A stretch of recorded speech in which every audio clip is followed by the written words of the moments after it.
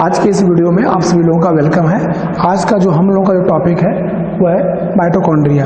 जैसा कि आप सब लोग जानते होंगे कि जो माइटोकॉन्ड्रिया का जो मेन जो रोल होता है किसी भी यूकैरियोटिक सेल के केस में वो है एटीपी का फॉर्मेशन करना, और एटीपी की वजह से ही आपको कभी भी किसी भी यूकैरियोटिक सेल के अंदर आपको बेसिकली एनर्जी का फॉर्मेशन होता है। और जो एनर्जी हम या आप साइंस या बायोलॉजी की लैंग्वेज में जानते हैं उसे हम एटीपी के नाम से इंडिकेट करते हैं।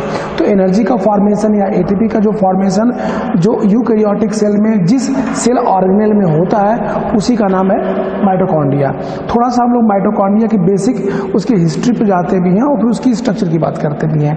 जैसा आपको आइडिया होना चाहिए, माइटोकॉन्ड्रिया में दो वर्ड लगे हुए भी हैं। ग्रीक लैंग्वेज के हिसाब से माइटोकॉन्ड्रिया में माइटोस शब्द है, माइटोस का सेंस होता है थ्रेड, और दूसरा वर्ड आप देख रहे हैं उसका नाम है कॉन्ड्रियन। कॉन्ड्रियन का मतलब होता है ग्रेन्यूल। अगर इन दोनों शब्दों को हम ऐड कर दें तो आपको ये जानकारी होनी चाहिए कि एक साइंटिस्ट थे जिनका नाम कोलिकर था। उन्होंने बेसिकली 1957 में कोलिकर ने आपको माइटोकॉन्ड्रिया की डिस्कवरी इंसेक्ट की आपको वॉलंटरी मसल में डिस्कवर किया। किसमें? वॉलंटरी मसल का मतलब होता है कि हमारे बॉडी के अंतर्गत आपको तीन तरह की मसल आपको होती हैं। ऐसी मसल जो हमारी डिजायर के हिसाब से काम करती हों उनको हम वॉलंटरी मसल बोलते हैं। नॉर्मली जो ऐसी मसल होती है वो बोन के साथ अटैच होते भी हैं, इसलिए उसको हम यहाँ स्केलेटल मसल, और अगर सेक्शन के हिसाब से अगर आप जाइए तो ऐसी मसल जो आपको वॉलंटरी मसल होती हैं, स्केलेटल मसल होती हैं, उनमें कुछ स्ट्रिप्टेड धारियां पाई जाती भी हैं।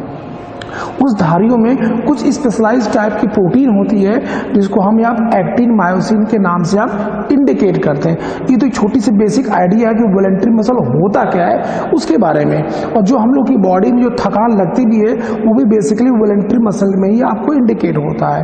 जो दूसरी मसल होती है जिसको हम यहाँ स्मूथ मसल बोलते भी हैं, जो बेसिकली हमारे बॉडी में जितने आर्गन हैं वो सभी आपको स्मूथ मसल के आपको आइडेंटिफाई आपको होते भी हैं। और तीसरी जो मसल जो हम लोग की बॉडी में पाई जाती भी है जो इनवॉलंटरी और वॉलंटरी दोनों की प्रॉपर्टी रखती है, वो एक्सेप्शन है जो कि हार्ट के पास ही होता है, उसको हम यहाँ कार्डियक मसल के नाम से आप जानते भी हैं। तो हमारे सामने हमने भी स्टार्टिंग में बोला हुआ भी है कि माइटोकॉन्ड्रिया की डिस्कवरी एक साइंटिस्ट थे जिनका नाम था कोलिकर। उन्होंने इंसेक्ट की वॉलंटरी मसल में डिस्कवर किया था। इंसेक्ट को हम यहाँ हेक्सापोडा के नाम से आप जानते हैं। क्यों? क्योंकि आपको इंसेक्ट में 3 पेयर ऑफ लेग्स होते भी हैं, और एक और प्रॉपर्टी जो इंसेक्टा में आपको देखी जाती भी है जिसको हम यहाँ लेडी बर्ड के नाम से भी आप इंडिकेट करते हैं। ऐसा क्यों होता है? क्योंकि इंसेक्टा के मेंबर में जितने भी आपको मेंबर मिलेंगे उसमें फीमेल जो होती है वो डोमिनेंट होती हैं, वो फ्लाई कर सकती उड़ सकती हैं, इसीलिए उसका निक नेम हो गया लेडी बर्ड। तो माइटोकॉन्ड्रिया की डिस्कवरी कोलिकर ने किया। माइटोकॉन्ड्रिया जो नाम है वो बेसिकली एक साइंटिस्ट है जिनका नाम था सी बेंडा, उन्होंने दिया हुआ भी केस भी है। माइटोकॉन्ड्रिया में एटीपी का फॉर्मेशन होता है, इसलिए माइटोकॉन्ड्रिया को हम यहाँ powerhouse of the cell के नाम से जानते हैं। और powerhouse of the cell एक साइंटिस्ट थे जिनका नाम था सिकविड्स, उन्होंने माइटोकॉन्ड्रिया को इंडिकेट किया गया। नॉर्मली देखा जाता भी जैसे जैसे डिस्कवरी आपको आगे बढ़ती चली गई वैसे वैसे माइटोकॉन्ड्रिया को लेकर के अलग अलग साइंटिस्टों ने अलग अलग जो कंपटीशन उससे आपको क्वेश्चन आपको बनते भी हैं। जैसे बायोप्लास शब्द का जो इस्तेमाल किया गया भी है वो आपको अल्टमान ने किया हुआ भी है। फिला शब्द का जो इस्तेमाल किया गया है माइटोकॉन्ड्रिया के लिए वो फ्लेमिंग ने इस्तेमाल किया गया है। कभी कभी क्या होता है जैसे स्कर्वी डिजीज के अंतर्गत कभी किसी सेल में आपको नंबर ऑफ माइटोकॉन्ड्रिया इकट्ठा हो जाती हैं, उस प्रॉपर्टी को हम यहाँ कॉन्ड्रियोसोम के नाम से जानते हैं। अब आपके सामने देखिए माइटोकॉन्ड्रिया कितने निकनेम बन गए। पहला माइटोकॉन्ड्रिया की डिस्कवरी किसने किया, दूसरा माइटोकॉन्ड्रिया टर्म किसने दिया, तीसरा माइटोकॉन्ड्रिया को powerhouse of the cell किसने कहा, माइटोकॉन्ड्रिया को फिला किसने बोला, माइटोकॉन्ड्रिया कॉन्ड्रियोसोम किसने इंडिकेट किया। माइटोकॉन्ड्रिया को कहा भी जाए ये सबसे सेकेंड लार्जेस्ट, अगर हम बात करें इन केस ऑफ एनिमल में तो आपको सेल ऑर्गेनेल के नाम से इंडिकेट होता भी है। अगर दूसरे पॉइंट हम ले ले माइटोकॉन्ड्रिया जो आपको होता भी है ये सबसे लार्जेस्ट साइटोप्लाज्मिक सेल ऑर्गेनेल है। अगर हम एनिमल सेल के हिसाब से आप बात करें तो हमारी बॉडी में अगर देखा भी जाए बहुत से क्वेश्चन बनते भी हैं कि हमारी बॉडी में माइटोकॉन्ड्रिया का जो बेसिकली आपको वो कौन सी जगह पर है जहाँ पर माइटोकॉन्ड्रिया का अमाउंट ज़्यादा होता है। तो हमारी बॉडी में सबसे अधिक जो वर्क जो ऑर्गन करता है वो हार्ट है, इसीलिए हार्ट को हम या बिजिएस्ट ऑर्गन के नाम से आप जानते भी हैं। इसलिए हमारे पूरे बॉडी में जो भी आपको ऑर्गन्स है उसमें आपको हार्ट वो साइट है जहाँ पर आपको माइटोकॉन्ड्रिया का जो रेशियो है वो आपको कंपेयर टू अदर वो ज़्यादा होता है। ये तो कुछ बेसिक सी क्राइटेरिया था जो माइटोकॉन्ड्रिया को लेकर के आपके सामने किया गया है। जैसे डिस्कवरी का जो क्रेडिट है वो बेसिकली आपको जाता भी है, वो किसको जाता भी है, कोलिकर को जाता है। कोलिकर ने जो नाम दिया वो नाम था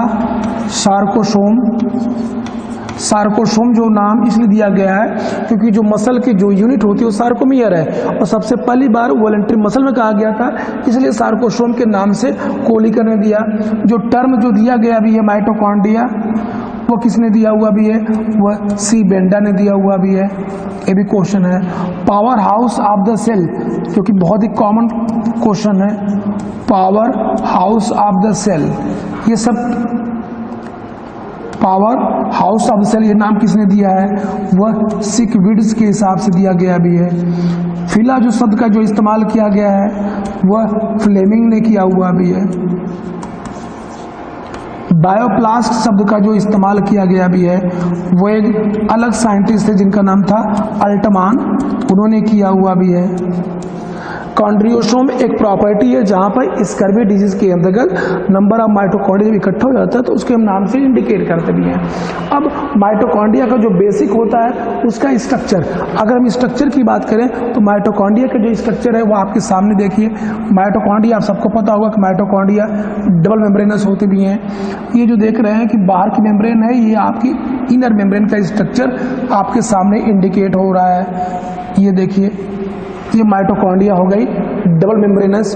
जो बाहर की मेम्ब्रेन होती है उसको हमें आप आउटर माइटोकॉन्ड्रियल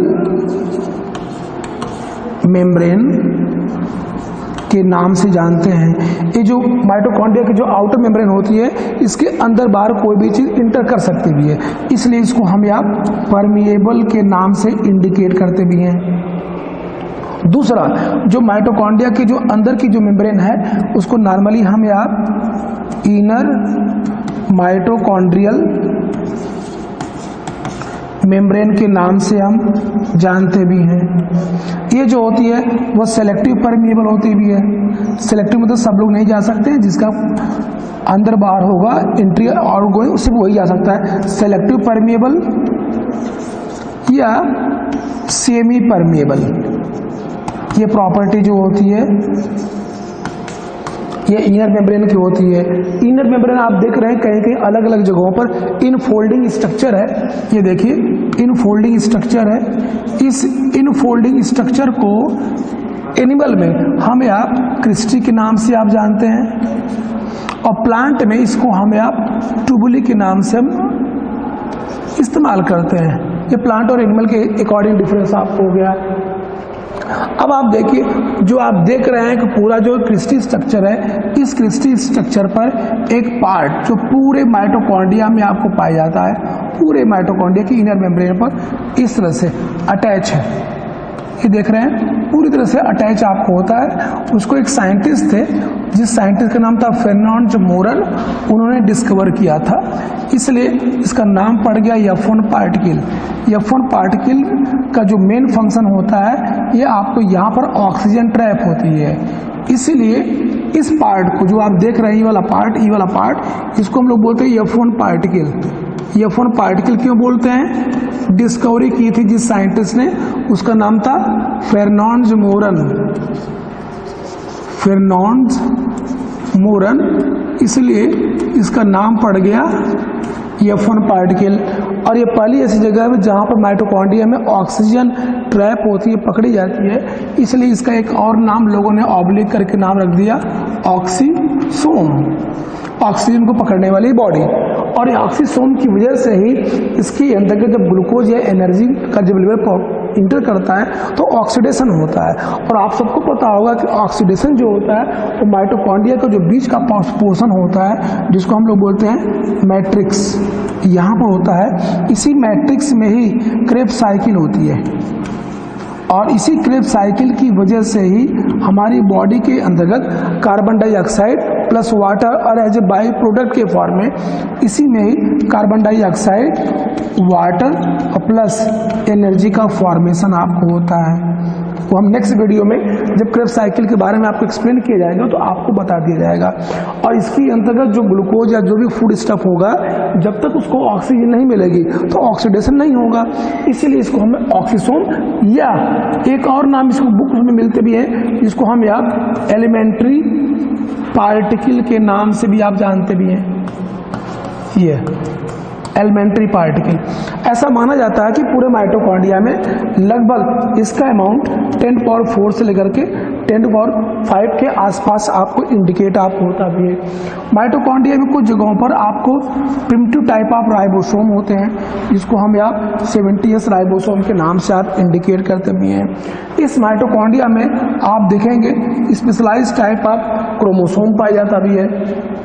डीएनए, उस डीएनए को हम आप सर्कुलर डीएनए के नाम से आप इंडिकेट करते भी हैं। और इसका अपना खुद का डीएनए होने की वजह से माइटोकॉन्ड्रिया को हम आप सेमी ऑटोनोमस के नाम से आप इंडिकेट करते हैं। तो अगर आप लोगों से कोई माइटोकॉन्ड्रिया के बारे में पूछे माइटोकॉन्ड्रिया क्या है तो आप क्या बताएंगे? पहली चीज, माइटोकॉन्ड्रिया डबल मेम्ब्रेनस है, डबल मेम्ब्रेनस सेल ऑर्गेनेल है। और जो डबल मेम्ब्रेनस है उसमें आप देखेंगे दो कैटेगरी है, आउटर मेम्ब्रेन और इनर मेम्ब्रेन। और जो आउटर मेम्ब्रेन होता है अभी हमने बताया हुआ भी है कि पूरी तरह से आर पार चीजें जा सकती है तो इसको हम लोग परमिएबल के नाम से इंडिकेट करते हैं। जो इनर मेम्ब्रेन है वह सिलेक्टिव परमिएबल है, सिलेक्टिव परमिएबल की पूरी प्रॉपर्टी आपको होती भी है। दूसरा आपको जो मिलेगा माइटोकॉन्ड्रिया के पास जब अपना खुद का डीएनए है तो इसको हम आप सेमी ऑटोनोमस के नाम से हम इंडिकेट करते हैं क्योंकि अपने जैसा स्ट्रक्चर ये खुद ड्रॉ कर सकता भी है। तीसरा पॉइंट मिलेगा माइटोकॉन्ड्रिया के अंदर एटीपी का फॉर्मेशन होता है, इसलिए इसको हम powerhouse of the cell के निकनेम से इंडिकेट करते भी हैं। Powerhouse of the cell, powerhouse of the cell के नाम से आप इंडिकेट करते भी हैं। और एटीपी का पूरा जो फॉर्मेशन होता है जब आप नेक्स्ट वीडियो में पढ़ेंगे तो एक टर्म मिलेगा आप लोगों को ग्लाइकोलाइसिस, एक टर्म मिलेगा आप लोगों को क्रेब्स साइकिल। हमारी आपकी बॉडी में नॉर्मली यही दो ऐसे साइट हैं, जगह हैं जहां पर आपको एटीपी का फॉर्मेशन होता है। और इतना आपको पता होगा कि ग्लूकोज के एक मॉलिक्यूल के टोटल ऑक्सीडेशन से 36 या 38 एटीपी का फॉर्मेशन आपको होता भी है। जैसा कि जो आप देख रहे हैं कि इस डायग्राम में जो क्रेब्स साइकिल होता है वो मैट्रिक्स में होता है, लेकिन जो ग्लाइकोलाइसिस होता है जो ये पार्ट आप देख रहे हैं जिसको हम साइटोप्लाज्म के नाम से या सी फेज के नाम से आप जानते हैं, वहाँ पे ये प्रॉपर्टी आपको देखी जाती है कैसे भी है। और अभी हमने कहा हुआ अभी तक हमारी बॉडी में वो पार्ट, वो जगह, वो आर्गन जहाँ पर आपको बहुत अधिक वर्क करता होगा वहाँ पर माइटोकॉन्ड्रिया के पाए जाने की प्रोबेबिलिटी आपको ज़्यादा होती भी है। और जो मसल्स होती हैं, मसल अगर हार्ट की बात अगर को देखा जाए तो हमारी बॉडी में जो मसल्स होती हैं उनको बहुत अधिक वर्क करना पड़ता है। उसके हिसाब से अगर माइटोकॉन्ड्रिया देखा जाए तो वोलेंट्री मसल के केस में आपको इंडिकेट होता है। अगर कोई पूछ दे जितने यूनिसेलुलर ऑर्गेनिज्म हैं जैसे प्रोकैरियोट, जैसे अगर कहा जाए मोनरा और प्रोटिस्टा दोनों को ले लीजिए, छोड़िए मोनरा और प्रोटिस्टा दोनों में यूनिसेलुलर की प्रॉपर्टी होती है।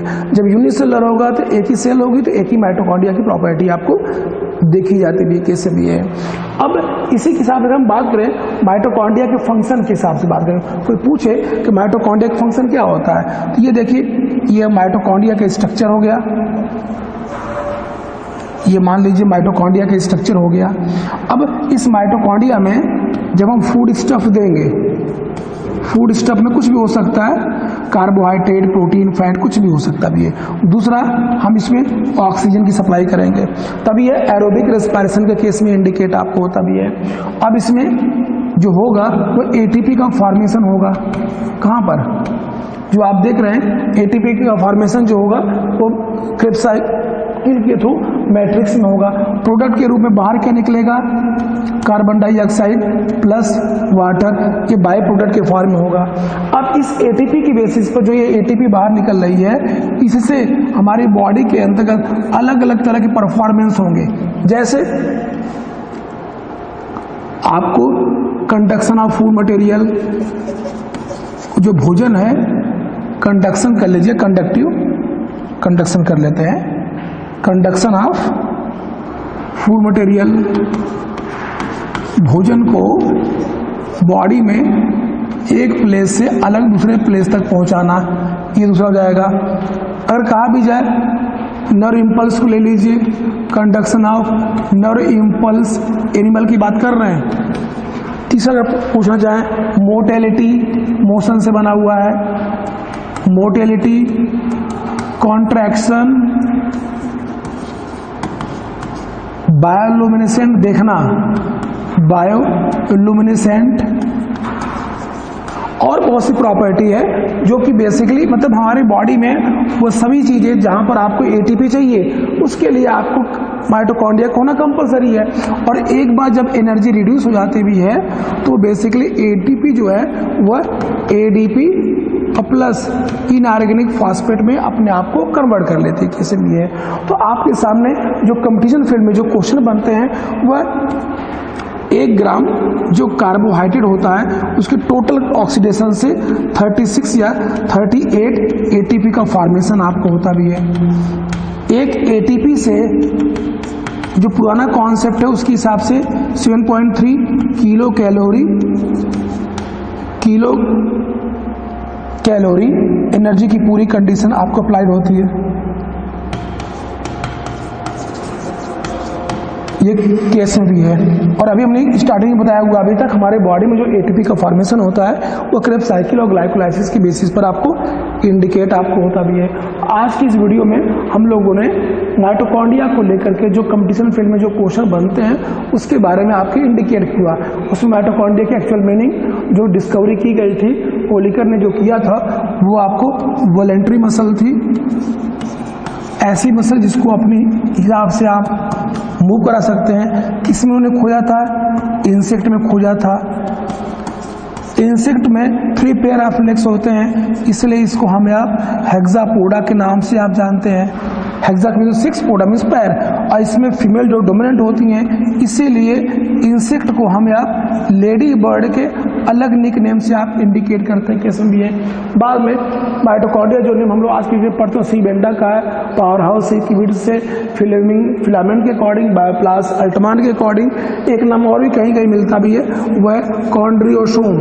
कॉन्ड्रियोसोम एक केस है, माना जाता है कि जब स्कर्वी डिजीज होती भी है या विटामिन सी की जब डिफिशियंसी हमारे बॉडी में होती है तो उस समय नंबर ऑफ माइटोकॉन्ड्रिया एक पर्टिकुलर जगह पर इकट्ठा हो जाती है। उस कंडीशन को ही हम या कॉन्ड्रियोसोम के नाम से आप इंडिकेट करते भी हैं। तो आज के इस वीडियो में हम लोगों ने माइटोकॉन्ड्रिया को लेकर के एक बहुत बेसिक सा कॉन्सेप्ट आपको डिफाइन किया गया है। नेक्स्ट वीडियो में इसी से रिलेटेड और सब चीज़ों को डिफाइन किया जाएगा।